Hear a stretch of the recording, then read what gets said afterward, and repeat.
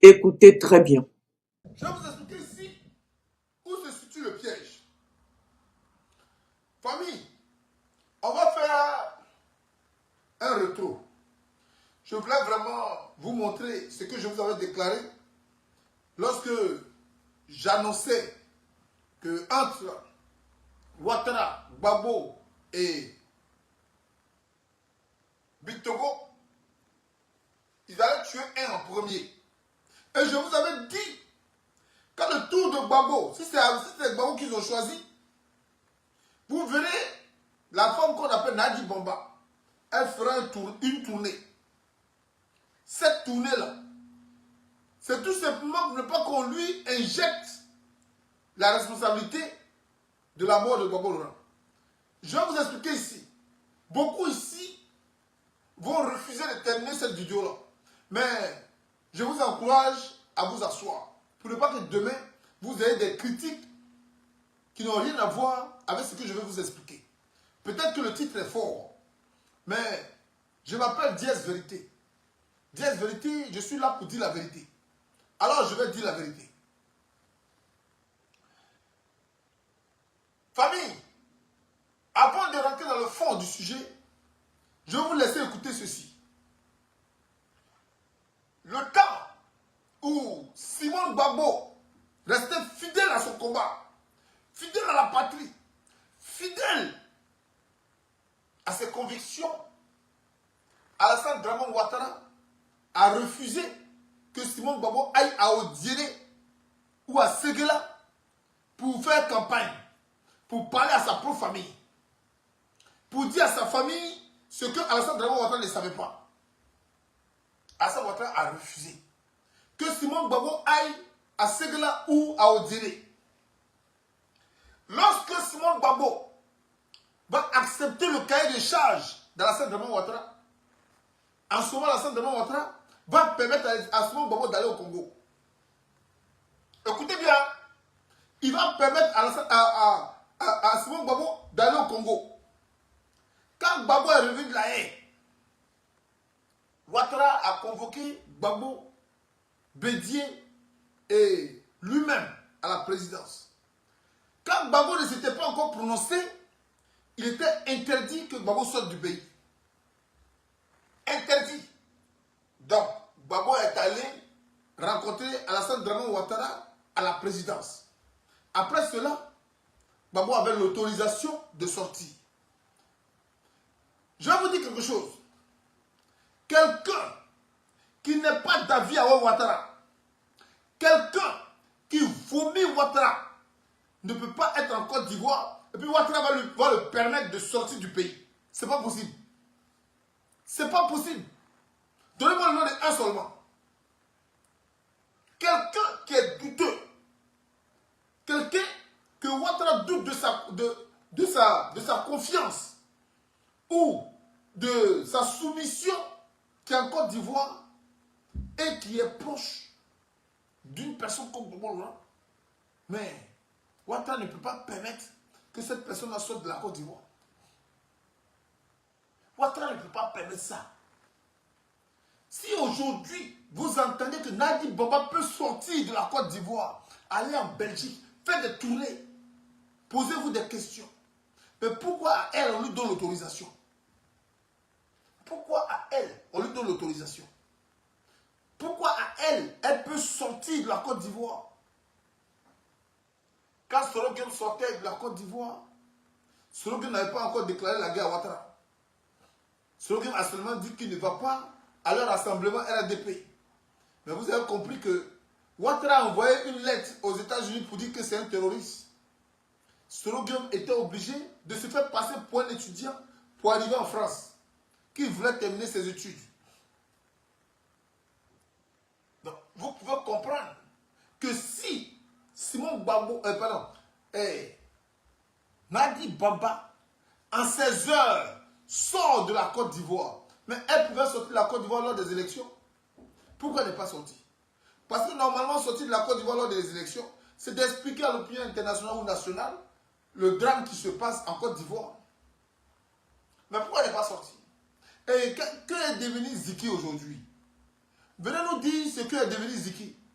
Nous avons des informations qui ne sont pas encore fiables, mais qui ne sont pas encore vérifiées. Mais je pense que la semaine qui suit, ça va se concrétiser avec la mère de Ziki.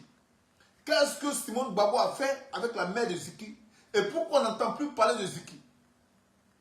Ziki est devenu quoi?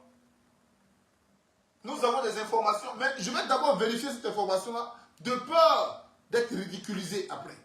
Je vais vérifier si cette information est vraie. Mais pour vous dire que Nadi Bamba a vendu Ziki. Ziki que vous voyez là, Nadi Bamba l'a vendu. Je vais vous dire pourquoi. Nadi Bamba avait un faible pour Ziki. Elle n'a qu'à dire que c'est faux. Nadi Bamba avait un faible pour Ziki.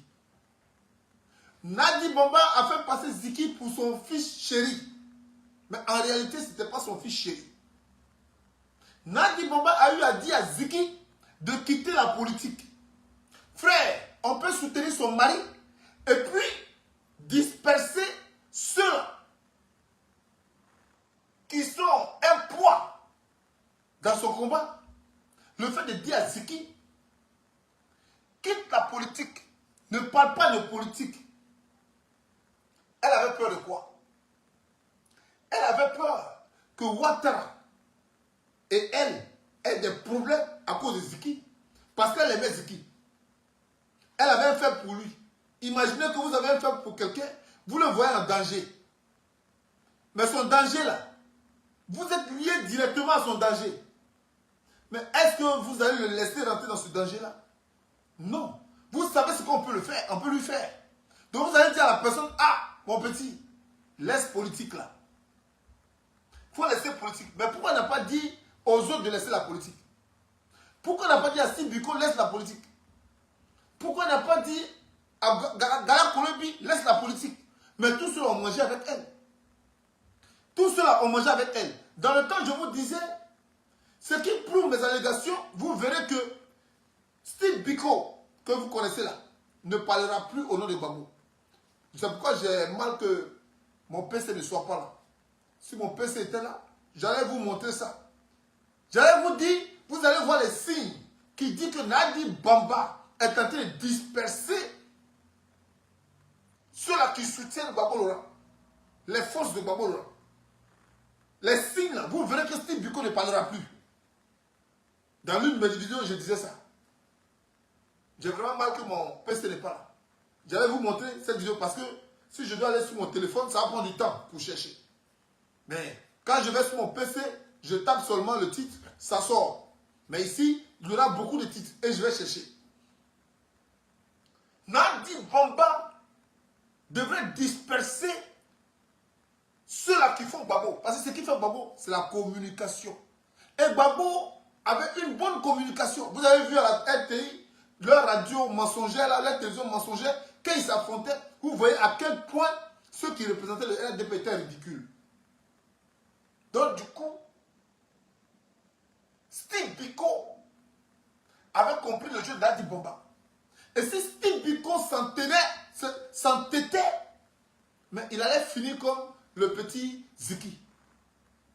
Il allait finir comme le petit Ziki. Donc Steve Biko a compris.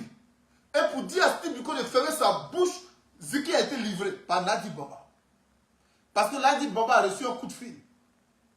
Pour dire que ce petit-là ne devrait pas finir ses jours dehors. Et Nadi Bamba savait ce qu'il allait se passer chez Ziki. Elle le savait. Quand elle dit elle dormait, on l'a appelé. Elle ment. Qui l'a appelé?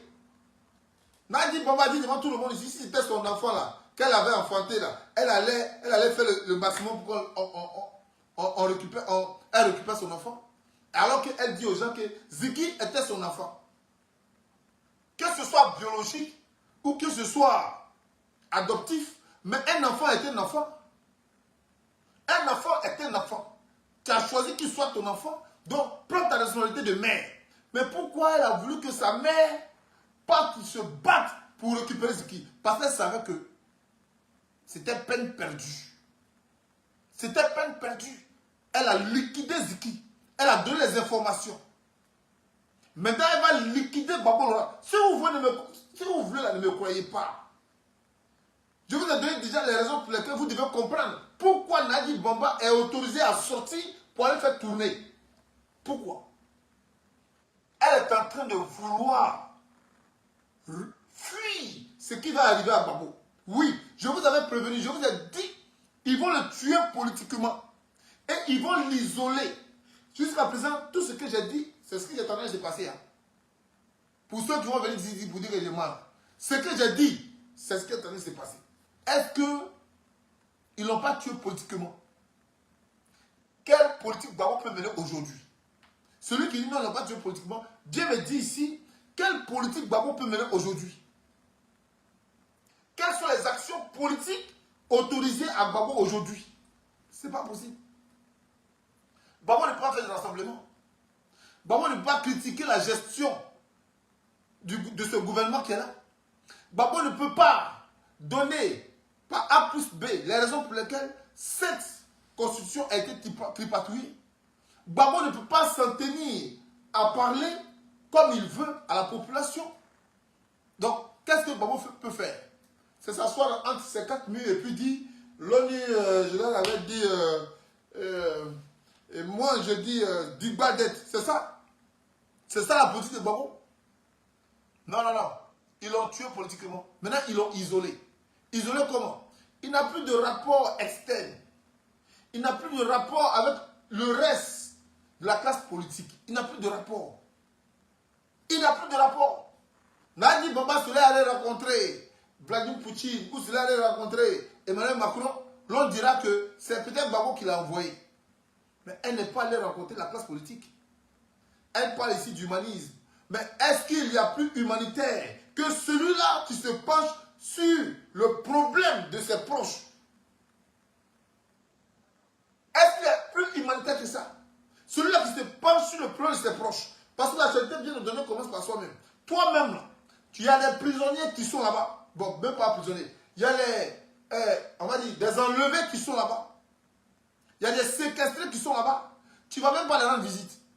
Montrez-nous la vidéo qu'on a dit Bamba est au milieu des Steve Biko pour dire au Steve Biko là, Yako, on est avec vous. Montrez-nous la vidéo. Mais par contre, on peut nous montrer des vidéos où elle va en Belgique. Pour parler de quoi en Belgique? Mais en Côte d'Ivoire, on a beaucoup d'affamés. On a beaucoup de personnes qui ont besoin de soutien, qui ont besoin qu'on les rende visite. Mais pourquoi elle ne va pas en Côte d'Ivoire? Juste pour vous dire que pendant que Gbagbo avait son problème, moi, je n'étais pas en Côte d'Ivoire. C'est pour vous dire ça. Mais selon qu'on me l'a dit, pendant qu'on tuait Ibélu, il n'était pas en Côte d'Ivoire. Donc, il n'est pas le commanditaire. Donc, elle sort pour vous dire que pendant que Gbagbo mourait, elle n'était pas en Côte d'Ivoire. Elle était en Belgique.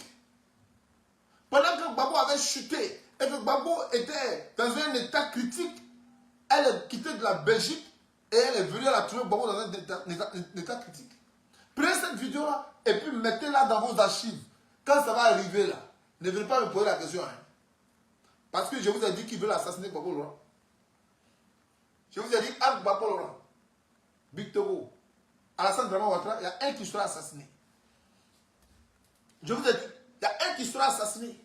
Aujourd'hui, on parle de la mort de Alassane Dramane Ouattara. Moi, je ne suis pas informé. Mais en tout cas, la révélation que j'ai reçue, c'est que les trois, ils ne vont pas finir le mandat d'Alassane Dramane Ouattara. Ils ne vont pas finir son mandat. Et j'ai dit ceux-là qui vont s'occuper de la mort d'Alassane Dramane Ouattara, c'est son propre fils, Téné Ibrahima, en complicité avec qui? Nouvia. Pour Gbagbo là. Ils vont l'assassiner, mais de façon froide. Mais vous n'allez rien comprendre. Déjà, Gbagbo est mort. Déjà, il est mort. Parce que là où on parle, il ne peut pas agir. Il ne peut pas mener des actions politiques. Donc là, il est mort déjà. Il reste quoi? À l'enterrer. Le jour où vous allez vous réveiller, on va vous dire que Gbagbo Laurent, on va l'envoyer au cimetière. Il ne faut pas que vous allez dire qu'après, non, il était vieux, donc il faut comprendre. Hey, il y a des jeunes qui meurent. Il y a des jeunes qui meurent. Oufou, il est resté pendant combien d'années? L'on dit qu'il est né vers 1905. 1905. Donc il est mort, on dit qu'il avait 93 ans. d'autres disent 85 ans, d'autres disent 86 ans. On ne sait même plus sa date de naissance. On ne sait même plus quand est-ce qu'il est né. Parce qu'on dit vert. Mais Oufou, il avait dépassé les 80 ans. Il est mort à 93 ans. Ils ont dit 93 ans, mais moi je pense que c'est 86. Mais en tout cas, ils ont dit 93 ans. Alors, pour dire, c'est pas lorsqu'on a 75 ans ou 79 ans qu'on doit mourir. C'est pas vrai. Mais qu'il avait 100 et quelques années. Donc, c'est pas son âge qui justifie sa mort. C'est faux. C'est pas l'âge qui justifie sa mort. On a vu des gens ici où on a fait documentaire, ils avaient 215 ans. 215 ans. Donc, ce n'est pas l'âge de quelqu'un qui justifie sa mort. Il peut avoir une mort naturelle. Ça existe. Même les bébés, là, ils meurent. Mais il peut avoir aussi des morts provoquées. Alors, la mort de Gbagbo, comme la mort de Bédié, sera provoquée. Et pour provoquer ces morts-là, il faut utiliser les proches de ces cadres-là, de ces personnes-là. Alors, Gbagbo, là, il sera assassiné. Actuellement, il est mort politiquement. Et c'est ce que j'avais prédit. J'avais dit qu'il allait mourir politiquement. Et ceux-là même qui ont participé à la mort de Gbagbo, là, ce sont les Ivoiriens. Aujourd'hui, vous vous laissez distraire par quoi? Par les musiques qu'on vous fait jouer chaque jour. Vous ne prenez même pas conscience du fait qu'ils sont en train de vous orienter ailleurs. Pour ne pas que le drame soit un choc populaire. Parce que si c'est un choc populaire, il y aura un soulèvement populaire. C'est pourquoi il a fallu, lorsque Arafat est décédé, il a fallu que l'on contacte la mère d'Arafat pour qu'il n'y ait pas de choc populaire. Et c'est la mère d'Arafat qui va dire aux gens, laissez tomber. Lui-même, qu'elle était vivant, là, il ne me donnait rien. Donc, à sa mort, là, j'ai reçu ça. Pour que ça joue sur le mental de ceux-là qui aimaient Arafat. Ils ne veulent pas que la mort de Gbagbo Laurent soit un choc populaire. Alors, qu'est-ce qu'il faut faire? Il faut distraire au maximum la population. Quand vous voyez les trucs de Imra faire concert là-bas, je vous avais déjà dit, les concerts vont se multiplier. Quand vous voyez le concert de Imra, d'Inibi, vous êtes tous dispersés dans ces secteurs-là. C'est là où ils vont creuser en bas de vous. Et comme parler ainsi est une perte de temps, j'ai dit mieux vaut perdre mon temps dans la vérité que de perdre mon temps dans la distraction. Raison pour laquelle je perds mon temps à dire la vérité. Vous viendrez ici pour écrire contre ma personne. Vous viendrez ici pour raconter tout ce que vous voulez. Mais racontez ce que vous voulez. Mais la vérité là, elle ne se cache pas. La vérité ne dort pas dans le secret. La vérité ne dort pas dans l'ombre. La vérité, lui, sur le mensonge. Nadi Baba, après sa tournée, je ne sais pas dans combien de temps, mais vous allez apprendre que Gbagbo Laurent est mort. Peut-être même pendant sa tournée, mais il va mourir. Mais après sa tournée, vous allez comprendre qu'il est mort. Vous aurez gardé une image de Nadi Bamba qui était son épouse, qui voulait qu'on mette des actions sociales. Mais en réalité, c'est une façon de vous distraire. Famille, je ne vais pas aller loin. Cette vidéo-là va s'arrêter là. Pour vous dire que ce que je vous avais annoncé va s'accomplir. La Côte d'Ivoire, si vous n'acceptez pas le sacrifice que Dieu vous demande, et je le dis depuis longtemps, après la mort de Bédié, pendant 10 générations, on va souffrir. Mais si vous acceptez de souffrir maintenant, refusez la distraction, refusez le confort, et que vous demeurez ensemble. Vous n'allez pas souffrir pendant 10 générations. Votre souffrance sera d'actualité à notre ère. On va souffrir maintenant. On n'aura pas courant, on n'aura pas à manger, on n'aura pas l'argent. On va souffrir de ça. Mais la libération de la Côte d'Ivoire sera pour bientôt. Mais si on refuse de souffrir maintenant, mais notre souffrance là, ça va se prolonger pendant 10 générations. Je disais ici qu'on peut s'unir. On refuse de payer les factures. Parce que la vie est devenue trop chère. On n'a pas l'argent pour payer les factures. Mais pendant que je le dis, nos frères, nos compatriotes, nos frères ont l'argent pour aller payer bien de conseil. Ce qui justifie que vous vivez bien. Ce qui justifie que tout va bien. Donc c'est nous, les menteurs. C'est nous les traites. Alors, aussi longtemps qu'on va se livrer à des actes qui n'honorent pas nos convictions, aussi longtemps nous allons souffrir. Quand on ne montre pas que Dieu doit faire la volonté. J'ai vu quelqu'un qui a mis dans mes commentaires une fois que non, la volonté de Dieu s'accomplira. Ce que Dieu a décidé, personne ne peut qu'on appelle ça, ne peut retarder, ne peut faire obstacle. Ça, c'est un mensonge que certains pasteurs vous ont donné. Il faut savoir que aucune volonté de Dieu ne s'accomplit si celui-là qui doit l'accomplir n'obéit pas à sa volonté. Ça n'existe pas. Aucune volonté ne s'accomplit si celui-là qui doit l'accomplir n'obéit pas à sa volonté, à la volonté de Dieu. C'est pourquoi, lorsque Moïse devait faire accomplir la volonté de Dieu, celui de conduire le peuple d'Israël à la terre promise, Moïse lui-même là, il est mort dans le désert. Moïse lui-même, il est mort dans le désert. Pourquoi? Parce que Moïse s'est rébellé contre Dieu.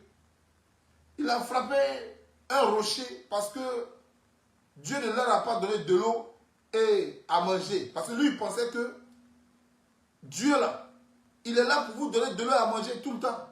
Alors que Dieu vous a donné l'intelligence d'aller puiser de l'eau et d'aller chercher à manger.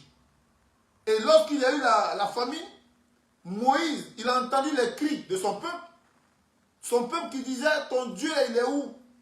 Moïse, pris de colère, il pensait que quand il allait lever le bâton comme ça, comme Dieu a l'habitude de le faire, Dieu allait le faire. Mais Dieu, là, il ne peut pas penser à votre place parce qu'il vous a donné l'intelligence. La Bible dit que il nous a conçus à son image. Donc, ce qui veut dire que nous sommes intelligents comme lui. Donc, il y a des situations où Dieu veut qu'on utilise notre intelligence pour résoudre des problèmes. C'est comme l'enfant qui va à l'examen. À chaque fois, le maître lui explique que 1 plus 1 égale 2. Mais le jour de l'examen, là, le maître ne va pas lui dire 1 plus 1 égale 2. Parce qu'il lui a déjà dit. Donc, il doit savoir que 2 plus 2 va égal à combien? Puisque 1 plus 1 égale 2, c'est-à-dire, il y a un produit qui s'est ajouté à un produit, ça fait combien? 2. Donc, tu sais compter jusqu'à 10. Maintenant, s'il y a 2 produits qui s'ajoutent à 2 produits, ça donne combien? Tu ne vas pas dire que non, le maître doit venir t'expliquer. Non, le maître ne t'expliquera pas. Il veut que ton intelligence parle. Donc, quand Moïse était dans le désert, et quand Moïse était avec son peuple, Moïse entend son peuple pleurer. Et il se va faire parler à Dieu. Il prend son bâton, il tape le rocher. Toi, tu dis que tu es Dieu, puis on a besoin de l'eau, tu ne me donnes pas. Dieu lui a donné l'eau à ce moment. Quand Dieu lui a donné l'eau, il croyait que c'était une bénédiction. Mais non, c'était la colère de Dieu. Dieu lui a dit, je pouvais te donner de l'eau. Il suffisait tout simplement d'utiliser ton intelligence. Tu allais comprendre que là où tu es là, tu peux avoir de l'eau. Parce que Dieu les a fait traverser la mer. Mais la mer, c'est Dieu qui a créé l'eau. Donc ce qui veut dire qu'elle coule en bas du sol. Pourquoi tu ne dis pas creusons pour voir si on peut avoir l'eau en bas? Et puis tu viens faire parler avec nous. Tu viens faire parler avec moi, Dieu. Donc Dieu a jailli de l'eau dans un rocher. Parce que là-bas, c'est moi ceux qui peut le faire. Mais ce qui est sur la terre, vous pouvez le faire. Et c'est comme ça qu'ils vont boire l'eau de la malédiction. Alors ceux qui n'étaient pas matures, ceux qui étaient des enfants, Dieu les a épargnés parce qu'il est amour. Mais ceux qui étaient matures, qui pouvaient prendre des décisions, Dieu ne les a pas épargnés. La Bible dit qu'ils sont tous morts. Ils sont tous morts dans le désert. Et ceux qui n'étaient pas matures, ceux qui n'avaient pas encore atteint les 18 ans, la Bible dit qu'ils sont rentrés à la terre promise. C'est pourquoi je vous ai dit, si vous ne vous éveillez pas maintenant, le calvaire de la Côte d'Ivoire va durer pendant 10 générations.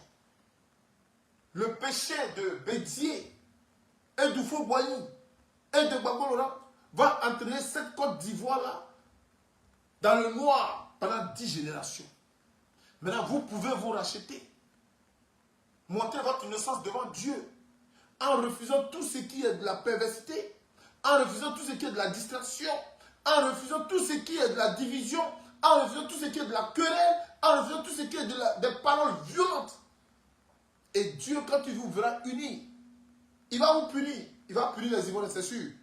Il va vous punir. On va souffrir. Mais cette souffrance-là ne va pas durer. Si vous ne me croyez pas, faites comme vous voulez. Nadi Bamba est sortie. Elle est en tournée. Ah, je vous dis, après sa tournée, soit pendant sa tournée, vous allez apprendre la mort de Gbagbo Laurent. Vous allez apprendre la mort de Gbagbo Laurent. Et vous ne pourrez pas dire que c'est Nadi Bamba parce qu'elle n'est pas avec lui. Ou si elle rentre, elle vous dira, elle a entendu que Gbagbo Laurent était faible, elle est rentrée. C'est ce qui a précédé son retour. Malheureusement, il nous a quittés. Malheureusement, il nous a quittés. Vous n'allez pas lui inculter la faute. Sinon, normalement, si Gbagbo Laurent se sent bien, il est en pleine forme, pourquoi il ne l'accompagne pas dans ses journées? Pourquoi il ne l'accompagne pas dans ses journées? Lui-même, Gbagbo Laurent, quand il faisait tourner en Côte d'Ivoire, il envoyait Nadi Bamba avec lui. Il l'envoyait avec lui. Quand il a quitté la haie pour rentrer en Côte d'Ivoire, il est venu avec Nadi Bamba. Mais comment ça se fait qu'elle doit sortir de la Côte d'Ivoire mais sans lui? Vous ne vous êtes pas posé la question. Et vous l'acclamez. Ah, Nadi Bamba, ah, Nadi Bamba. Vous l'acclamez. Je suis avec mon mari et je sors. Il est en pleine forme, il est en bonne santé et je sors sans lui. Comment vous expliquez ça? Famille, c'était le King de Jazz VT, je vous laisse dormir. Et puis Vraiment, voici mon avis. Vraiment, Yako à Simone Gbagbo, Yako aux enfants de Gbagbo, Yako aux Ivoiriens. Parce que tous les Ivoiriens, ils ont mis leur espoir au président Gbagbo Laurent. Il est arrivé, voici, l'opposition est divisée et ça continue d'être divisé et il n'y a rien qui se fait. Et les gens qui sont morts en vain. Ce que je peux dire pour terminer, c'est que vous pouvez avoir vos leaders, vous pouvez les suivre, mais ces leaders-là, ils cherchent leur intérêt. Quand il s'agit de sortir pour que vous puissiez perdre la vie, je vous demande de ne plus perdre votre vie pour un leader. Parce que si vous perdez votre vie pour un leader, c'est vraiment quelque chose, c'est pour rien. Mais il y a une chose, donnez votre vie au Seigneur Jésus. Lui au moins, il a donné sa vie pour vous. Voilà, il est venu donner sa vie pour toi.